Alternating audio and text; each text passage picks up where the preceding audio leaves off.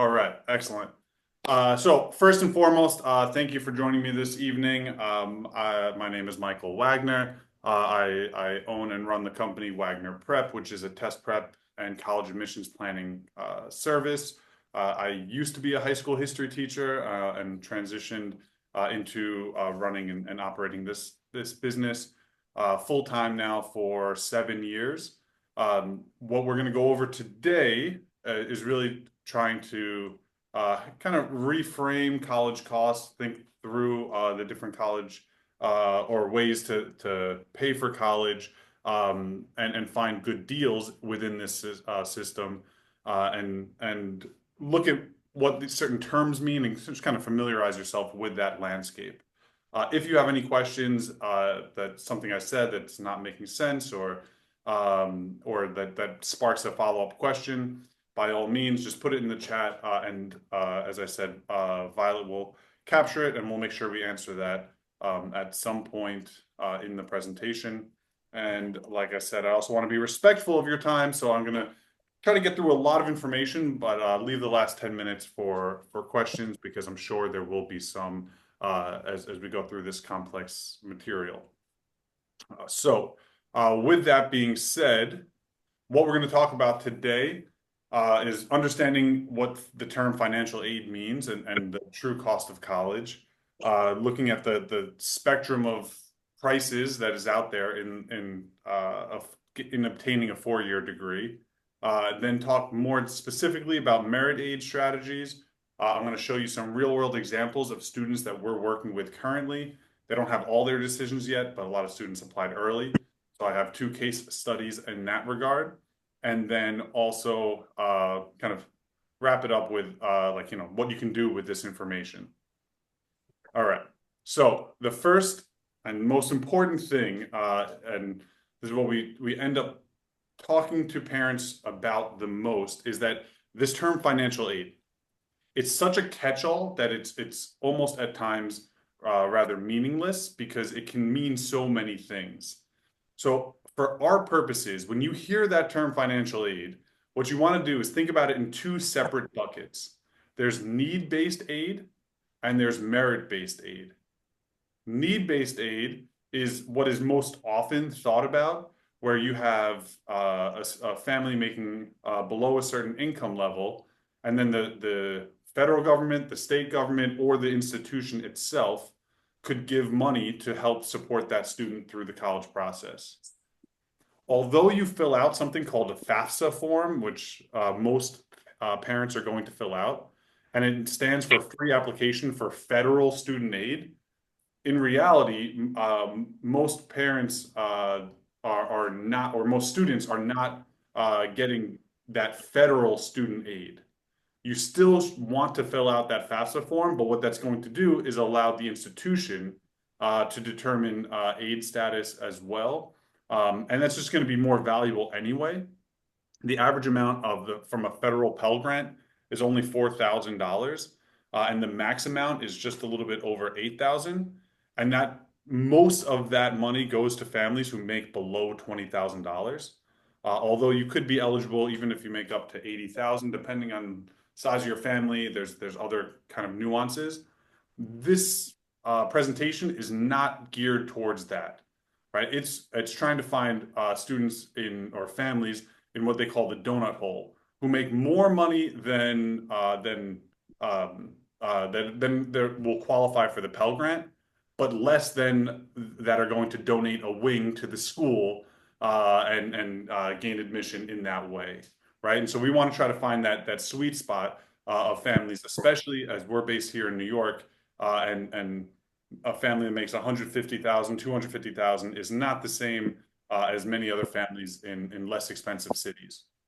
So pushing that need-based aid bucket aside for now, we will talk about it a little bit, but we're going to focus then on merit aid. And merit aid is going to come in big in this way. And it's one of the things that makes the college process really confusing because it can be, it's a rather opaque system. You never know when, like exactly how much you're going to get from these schools, but it can have a significant impact. And that's lumped in together with this term financial aid. So we always are going to have these two separate buckets that are not related, except that they fall under that branch of financial aid. The other terms that we want to make sure that we understand, that we know, are sticker price and net price. So the sticker price is what makes the headlines. It's what gets, like the is pasted on their school website. But then you have the net price. So the sticker price again is like the posted tuition. It's oftentimes in private schools can be somewhere between $40,000 and $60,000. But then you have the net price, and that's the price you actually would pay after all financial aid, meaning merit aid, work study programs, and also need-based aid. And some schools are actually kind of a little tricky with this, where they put your loan offer into the net price. So you have to be careful about that. But again, we're trying to avoid loans in this presentation, so we're not going to talk about that just yet. So just to ground us in some of the facts and figures most recently. So the sticker prices, if you don't get any kind of financial aid in a public four-year, on average, it's 11,000, 30,000 for out-of-state students, and this is just for the tuition, not including housing and meal plans. And then for private nonprofit four-year, you're looking at over 40,000 for the sticker price, right? In New York State, again, we're based in New York City, so that's the bulk of our clients. You do have a relatively affordable SUNY tuition of $7,000 a year. With housing, it'll be about 27,000 all in. And then if you go to the city universities, then you're looking at under 7,000 for the whole year, and you wouldn't need housing if you choose to live or stay at home. So this seems relatively affordable, in the New York State system, but then, you're going to be applying to more schools than just the SUNYs or the CUNYs. And as I mentioned, the things that get the headlines are the sticker prices for prestigious schools. So staying in New York, one of the most expensive bachelor's degrees that you can earn in New York City, or in the country for that matter, is Columbia University. And so the cost of attendance, this is actually a federally defined term, which means the tuition, room and board, fees, books, and living expenses. So they put it all together, and there's defined boundaries of like how they determine the cost of each of these things. So the cost of attendance for Columbia University is $93,417. But if you ask most students on campus, they would not be citing that figure. So Columbia University actually is one of the schools that we would say is a no loan school. So because they have a large endowment, they actually try to make it so that no students have to take out a loan. But again, this squeezes students and families in that middle, but it does open up doors for students and families who are making under 150,000. And then there's usually a scale or a gradient as you go up higher in that system. So for Columbia, as an example, or actually, well, Columbia is just the example where that Ivy Leagues do not award merit talent or athletic scholarships to prospective students.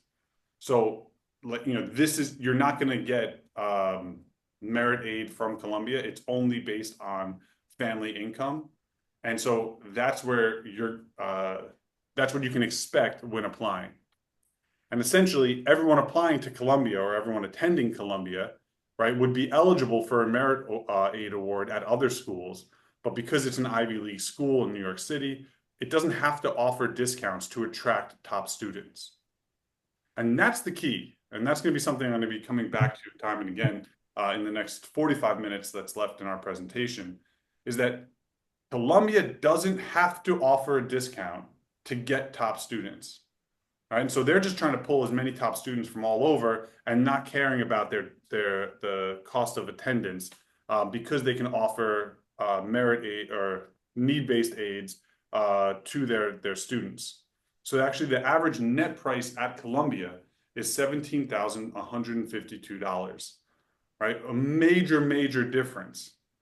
And so, like, that just goes to show that if a family who was maybe earning $140,000 thought Columbia was completely out of their league because they saw that sticker price is very different from the net price.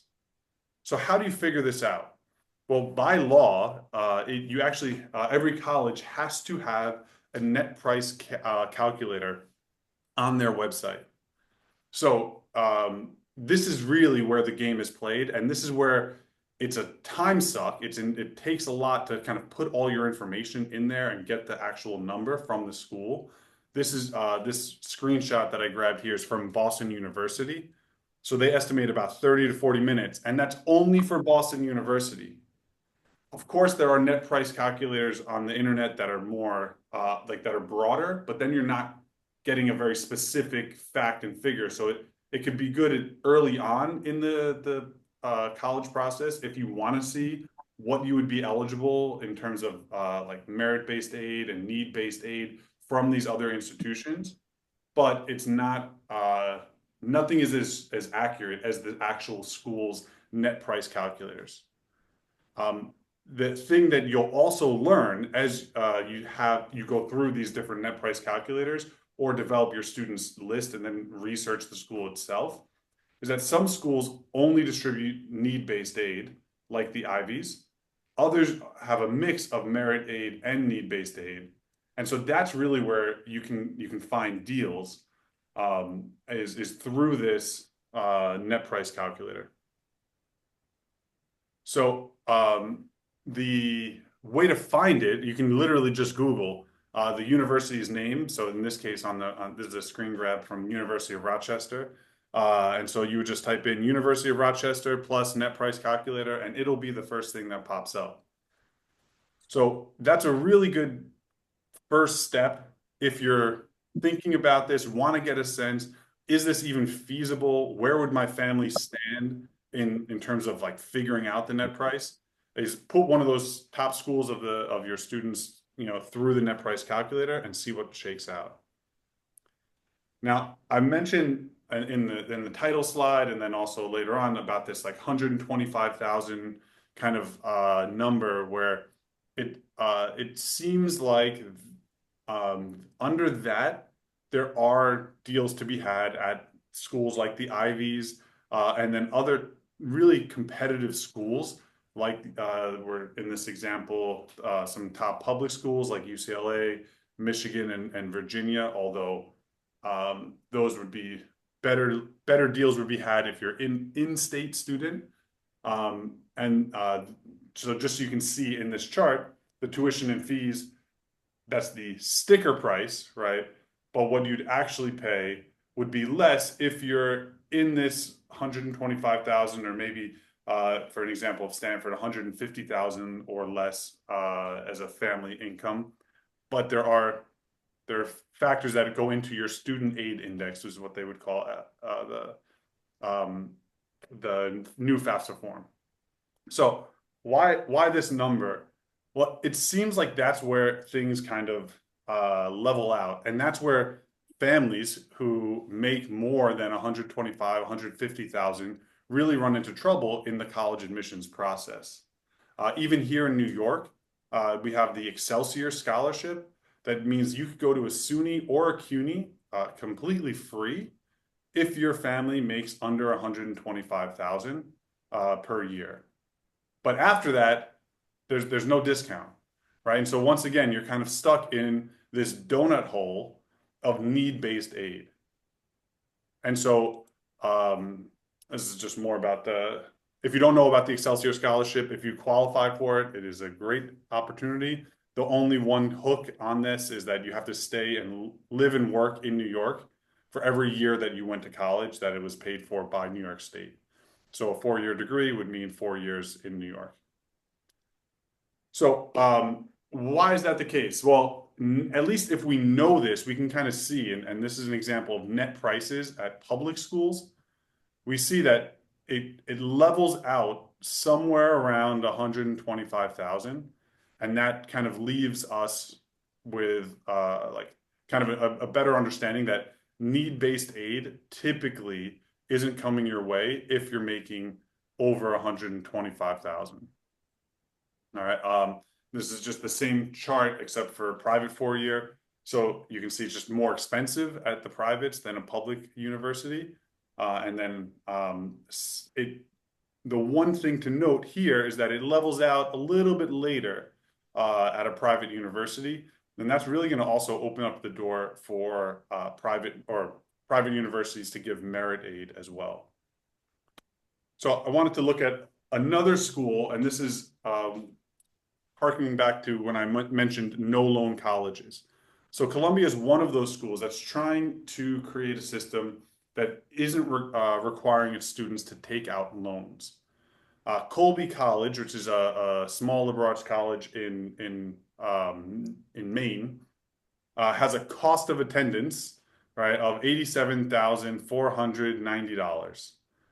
On its surface, this would be a huge investment, but they actually have something known as the Colby Commitment. And so their need-based aid goes beyond that $125,000 threshold that we've seen so often. And so they're very clear here.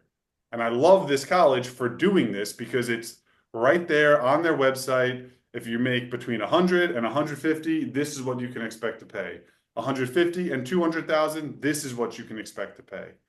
And so in this way, there are schools that exist like this that are committed to trying to fill that donut hole where you make more than the minimum needed for need-based aid, but less than where $87,000 a year is not a big deal for you as a family to pay. Colby is very competitive. So the average SAT score for Colby is between 1450 and 1530. But the average student, the graduation rate is 88%. It's a really strong, institution that's a high rate for a university. Its acceptance rate is 7%, so it's hard to get into Colby. But if you can, then at least you know exactly where you'll stand, and you don't have to spend 40 minutes filling out a net price calculator. On average, like Columbia, the average student pays $17,000 per year after aid. Another school that's similar is Rice University in Houston. It's also very competitive. It has an 8% acceptance rate, although it's larger than Colby.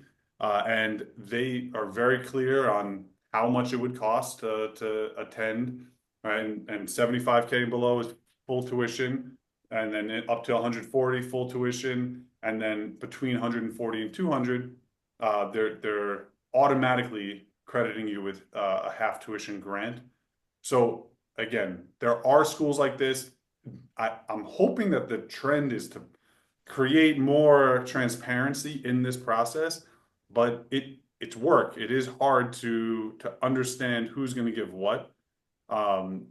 We will send out a list of no loan colleges just so you can kind of get a grasp of what that looks like and the selectivity of those schools.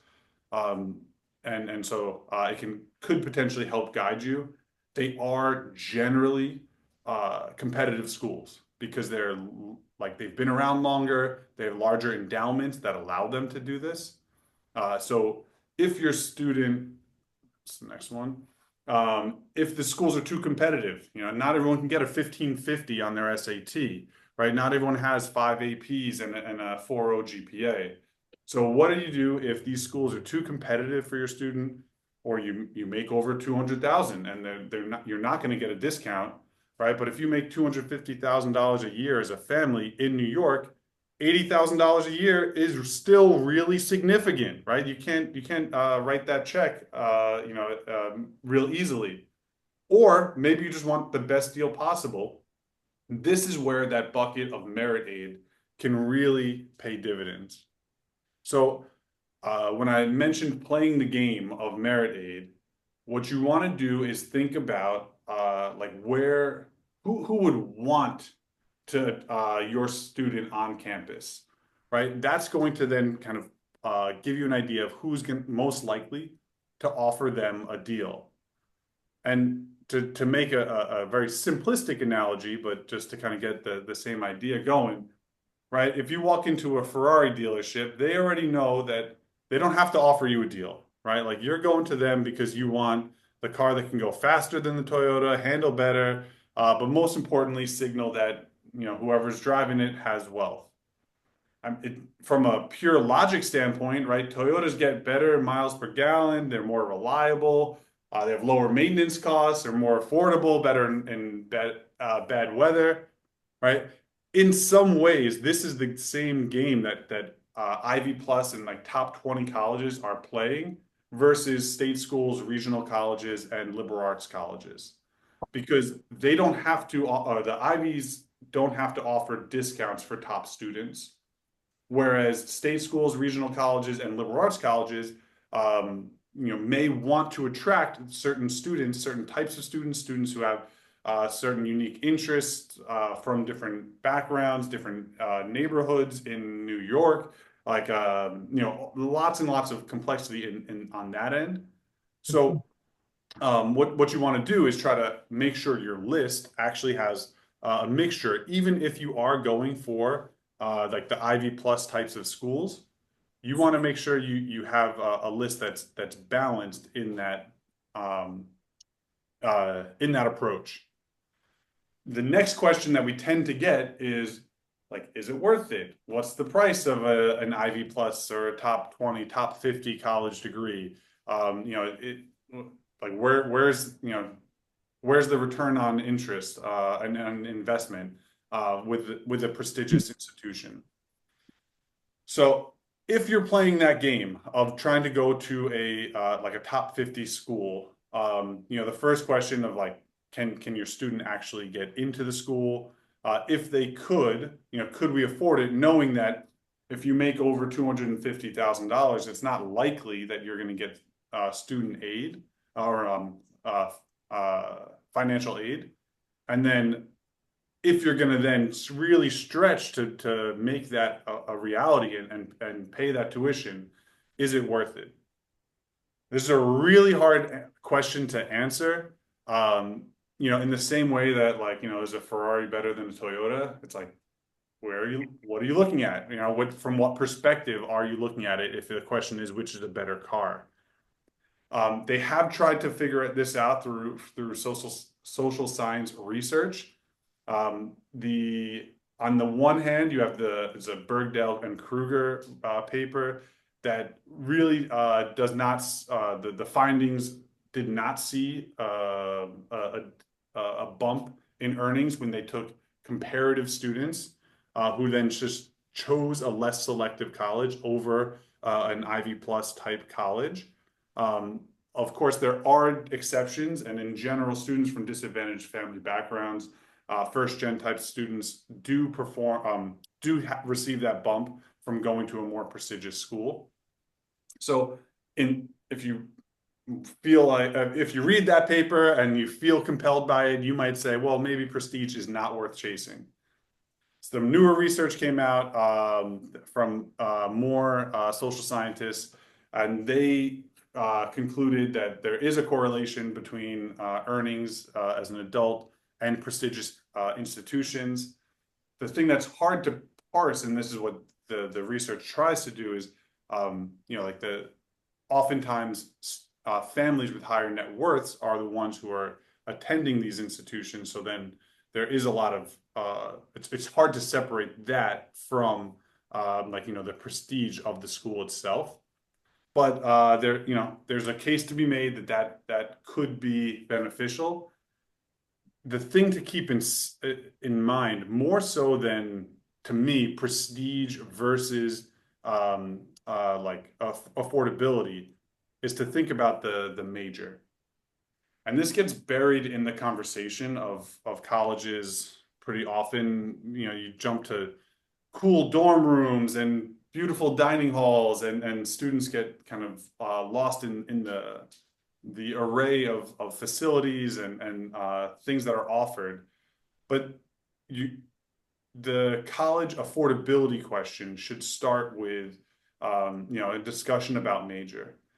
If a student's not sure where they want to go, that it's going to make that kind of prestige versus affordability question a little bit harder.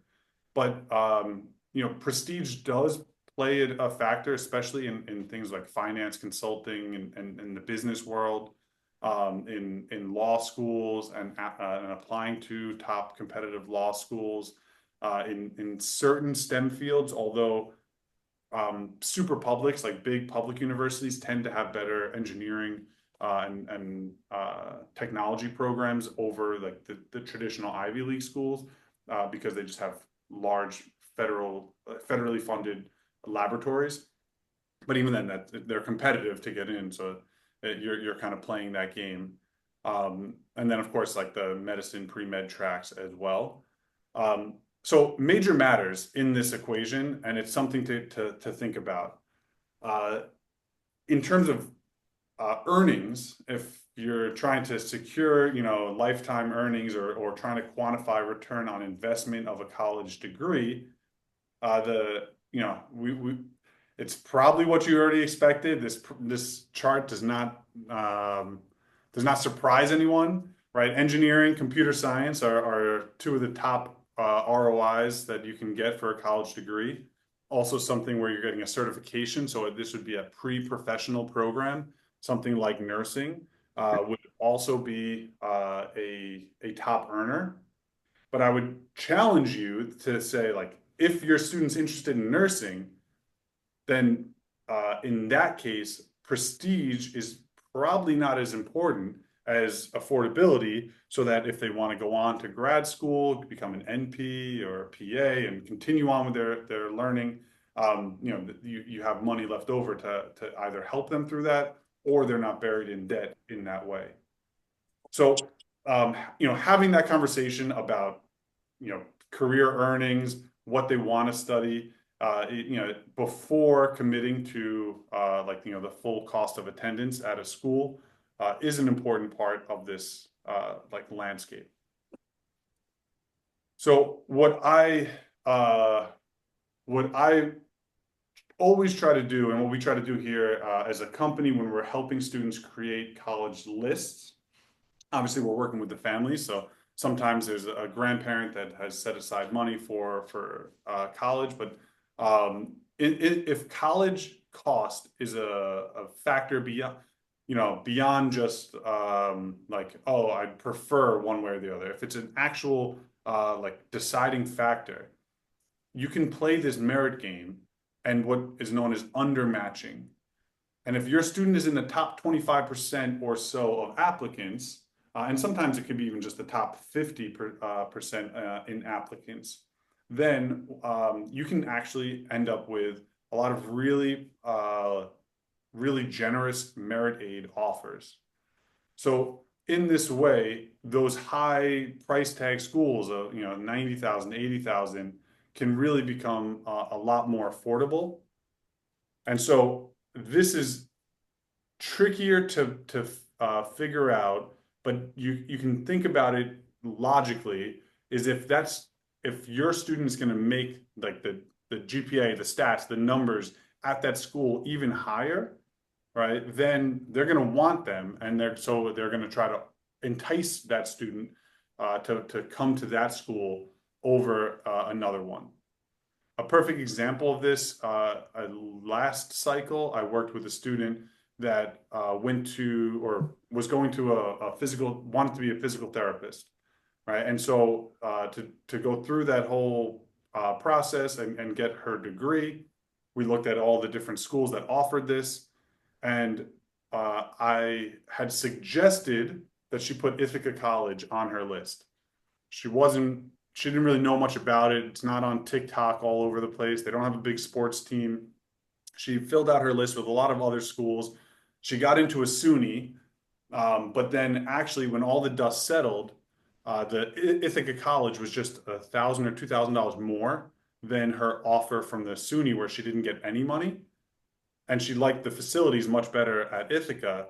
And so she ended up going there, right? And that's how she could undermatch to find a good value for a degree that's going to still provide a strong ROI. So another example, more specific one of this cycle, I changed the name of this student, but to kind of quantify this student, it would be Charlie, the student athlete, an honor student. He goes to a private school in New York. He's got 4 APs, honors throughout high school, 95 GPA, track captain, 1520 on the SAT. So schools are going to want to attract him to their campus, but not all schools, right? Because some are going to be selective. So his list, and you can see here, this is like his final college list after we went through, researched all these different options.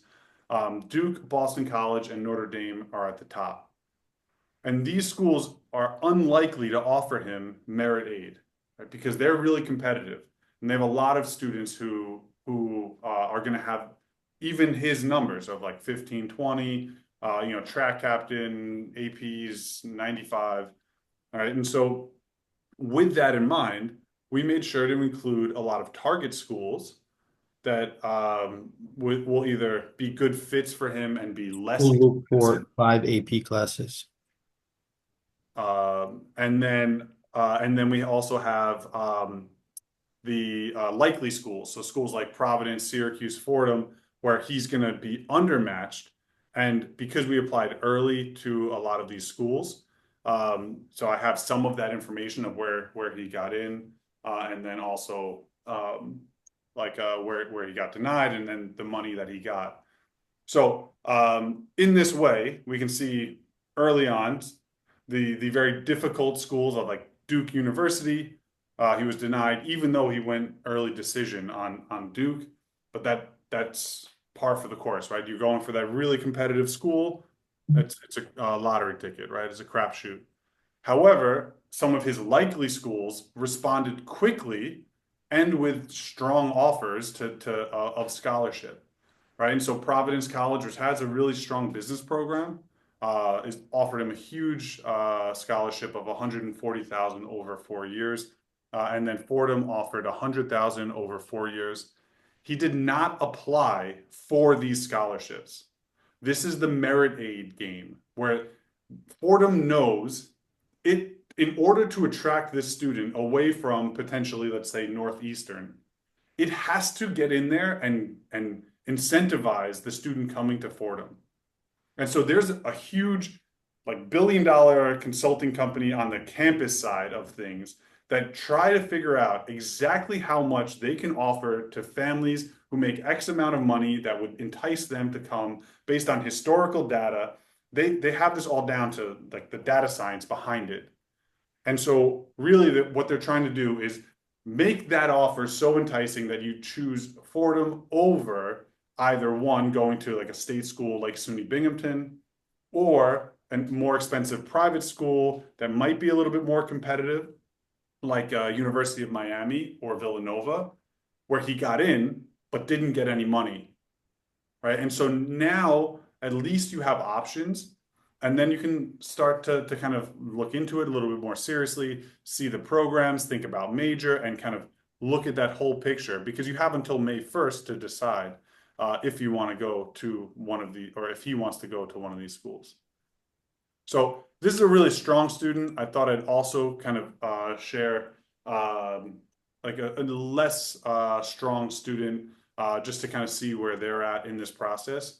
So not as many APs, not as high of an SAT score. This girl, I'm calling her Mariana, the California Dreamer. She wants to go to school in California. She went to a large public high school in Brooklyn, right? Not a ton of leadership in extracurriculars there. So her choices are going to be different, but on the there's still when we were doing this, we were keeping cost in mind the whole way because we worked with the family. There was a certain threshold that after that they were not going to be able to afford it. So we took certain schools off that were definitely not going to offer any type of aid. But if you look at this on the left-hand side, Those are her California schools. And they're a separate column in this case, especially because California has a separate application for their state schools. So the UCs and also the state is so big that they have two competing state schools. So they have San Diego State University, and then you can have UC San Diego. And so those are two separate applications that are not on the Common App, so it just made this even more complex for this young girl. But some of these schools are reaches, some of them are more targets. And in the California vein of things, but then we wanted to also keep some East Coast schools in case she changes her mind. California can be a really cool thing to do when it's hypothetical, but then when it comes to the reality of it, 6 hours away, time zones, you're not coming back for Thanksgiving, it gets a little bit more real. And so on the right-hand side, we added some schools that were likely. We know that at least she's going to have an option. We had made sure to add SUNY schools so that she has an offer from a New York State school in state so that she can get that in-state tuition. And if you notice from her list, it's really heavy state schools. I tried to suggest more private schools because they're more likely to offer merit aid than a state school, but it just wasn't what she wanted. She went to a really large school in Brooklyn. She's used to that. She didn't want something smaller than 5,000 students, and so there wasn't a lot of overlap in her what she was looking for. And so up to this point, she hasn't heard back from all of her schools, but she did get some offers from state schools that just make it slightly more competitive. University of Delaware, because her numbers were a little bit above, like the University of Delaware, then they're trying to attract her, make University of Delaware somewhat in line with other schools that she may have applied to. And the same thing with UVM, that's the University of Vermont, where they offered the most so far at 40,000. And then some schools, they accept you and then they'll tell you the aid package later. So for both Elon and for San Diego State, that's like a to be continued. So we don't have that full information just yet. But this is essentially what you can expect in the process, right? And this is why really comes down to having a balanced list, not only having reach schools because they're less likely to offer some kind of merit aid, and then also just being aware of the public schools in state are going to be your cheapest option, but even public schools out of state can offer merit aid if you're in that top 25% of students who are applying. So ideally, by the we're coming around to the questions and answers here. So ideally, you kind of have a good sense now of balancing cost and fit for when determining college and which college is right for your student. So there's no easy answer. Like so much of this with college admissions is it depends. In terms of prestige, is it worth the tuition? Is it worth that price? Major has to be a part of that conversation. I don't think it's worth going to Columbia University and paying full sticker price or even just taking out any kind of loans to go into like education or nursing where you can like that's not gonna get you the ROI of putting you back with your student loans. Those are the kind of inter-family kind of decisions that have to be made. And then also fit. So we're working with quite a few transfer students as well this semester who went to other schools and aren't in love with the fit. Sometimes pushing a student, into the hardest school may not be the best option. Or they just don't fit in or with the school. So keeping that in mind is also something that's important in this like affordability. You don't want to like just choose the cheapest school because they gave you the most money and then it doesn't have the social life. Maybe it's all Greek life and the student's not into that, or it's a really small school and the students, it's smaller than their high school they go to. So just to avoid transferring, you want to kind of keep that in mind as well. So uh, at the end of the day, it's important to have a couple likely schools on your list when going through this process because they can give significant merit aid. Um, you Each school is its own individual company essentially, right? So I can make broad statements, but at the end of the day, like specific schools, like we saw Colby, is very clear about how they do things, but other schools are not nearly as direct. So it takes time to you either hire a professional, or like you have to kind of put the work in to learn about that school's financial aid packages and understanding merit aid versus need-based aid. And then, of course, you do have options for net price calculators, some of these tools that try to either aggregate all of them in one spot, which is what the College Board's Big Future does, or My Intuition, which can try to give you a general sense. But of course, those aren't as accurate as the school's one from the website. So the ROI of a college education is very tricky to try to come up with like a clean takeaway, but at the end of the day, and then maybe this is anecdotal because it's my own experience as well, but minimizing debt for a college degree, I think in general is a pretty good strategy. Keeping that in mind, making that real for the students. Last cycle as well, we worked with a student that was thinking like dead set on Wake Forest and kind of uh, had that in his mind, but it was not likely that they were going to get any kind of student aid. And there's a whole bunch of hoops to jump through, and at the end of the day, the family had to actually have that conversation with their son and say, look, Wake Forest is a great school, but we can't afford $90,000 a year. This is our budget, so this is how we have to organize your list. And so then it allowed us to take certain schools off, add some more schools. He became more open-minded, and then got a lot of scholarship offers of over $100,000 for multiple schools because we opened up that list from like famous prestigious colleges to schools that would match his fit, his desired program, size, location, those kinds of things. All right, anyway, so long-term benefits of minimizing debt, probably pretty obvious, but career flexibility, if you change your mind, you want to move around, you don't have a $1,500 debt repayment following you every month. Also with graduate school, the advanced degrees, keeping that in mind, and so that when you're making this decision when your son or daughter is 17, 18 years old, you can, look ahead a little bit beyond college and finishing that degree. Is it likely that they're going to go to law school or start, go down the road of med school, and need schooling after school? And then also, like, keep this in mind.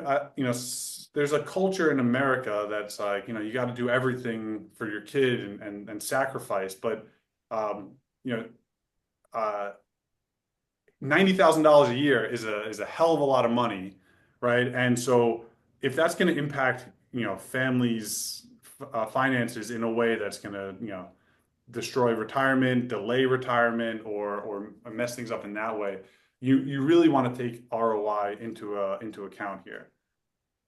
So at the end of the day, these are my kind of like the next steps. Merit aid is really the hidden kind of game changer in a lot of college tuition costs. Building that diverse list is the way that you can then maximize merit aid that you might receive, and then have that conversation, prestige versus cost, and make sure you include major in that conversation. And then, of course, I'll make a small pitch for our services. Like if this seemed like a lot and super detailed, it probably because it is. There are over 2,000 four-year colleges, 4,000 colleges altogether in the U.S. And then there's also the added benefit of we've seen an uptick in students who are now attending schools in Europe because it can be cheaper and in Canada. So if you want help with this, you can also consider working with a college counselor. I would recommend our services, but others could also work. Um, Also, some merit aid and scholarships are based off of the SAT score or SAT in combination with your GPA. So if you're interested in going that road or like starting that out, we also offer SAT prep. If you attended this webinar, we were running a promo for our spring class. If your kid wants to jump into a class with the term merit aid, we will give $100 off the SAT class. And then we work with students all the time on this topic. Um, Also, we have a free practice test if you just want to kind of get them some practice. But more importantly, college consulting. This is kind of what we've talked all about today. We do work with students, and it's a la carte. It's based on each individual family. As we were saying, the California Dreamer, that is two separate California state school applications plus the Common App applications, and then all the requisite essays that come along with that. That was a lot, and the families outsourced that to work with our team so that it didn't cause as much friction between the parent and the child. And then you throw in international schools in there as well. It can really be complex. But we also sometimes work with students and families just for 5 or 10 hours to polish up essays, to help with give an overview of the list, discuss like big picture strategy, early decision, early action, all that kind of stuff. So that is where I will end it. I hopefully answered a lot of your questions and provided some good information. Um, if you have questions now, you can either unmute yourself or maybe just it's probably better to just throw it in the chat and then I can address them in that way. Um, the Mike, there was one question by Debbie. I sent it over to you. Yeah, I'm looking at that now. So the one question that I see so far is any advice on suggestions if your child plays a sport and is looking into scholarships. So going the scholarship route with sports starts really your sophomore year. And Debbie, if you send me an email like regarding this, I can send you the NCAA has kind of like a checklist. I can share that with you of like where you should be in this process. Um, Athletic scholarships are like pure athletic scholarships are rare, but that gets taken in and lumped in with merit aid because then they're still trying to attract that student. So you it's more complex, but they're I would say it starts as a sophomore, and then you want to just if your son or daughter's a junior now, like you want to get on that in terms of building the reel, college showcases, like attending those college ID camps, connecting with coaches. Like really, now I would already have their list or like move on creating their college list so that you can target certain coaches, certain teams, see if there's availability, see if there's fit, and start networking that. So anything with sports, it just means it starts earlier than the typical student. And then I see another question about negotiating once you have an offer. So yeah, I didn't mention that, but that I guess because I was thinking that people wouldn't be at this point. But yes, this is a negotiation. This is not last and best or first and only offers. You can call the school's financial aid office and request more. You can use other offers from schools and kind of like say, hey, look, I have this offer from University of Rochester. It brings my cost of attendance to 41,000. Can you match that? Because Syracuse is her number one choice, right? And see what they say. they're not going to rescind offers because you're aggressively, trying to negotiate. But the best kind of hack to that is like, if you bring it to this price, we'll sign today, kind of a thing. So, don't put that out there if you don't actually mean it. But if there is that kind of top school or a price that would make sense for the family, then definitely use that as also additional incentive. On the flip side of all of this crazy process, the colleges need to make sure that they get enough students who actually say yes. And that's the kind of the crazy part of the merit aid game. And so, with that in mind, they're trying to figure out who's going to say yes, and they call that their yield rate. So, obviously, a school like Stanford, if you get accepted to Stanford, most people go to Stanford, right? Their yield rate is very high. But a school like Fordham, right, that has to kind of fight more for their students, that's a good school, but still there's a lot of good schools in the area, their yield rate is lower. So they're not sure who's going to say yes. So that's why if you go in and say, all right, look, I understand you gave me $100,000 Dean's Award. Can you bring that down, just a little bit more, and then we'll commit. So that would be my negotiating advice. Other questions that I could answer about this, like the college process or paying for college in general?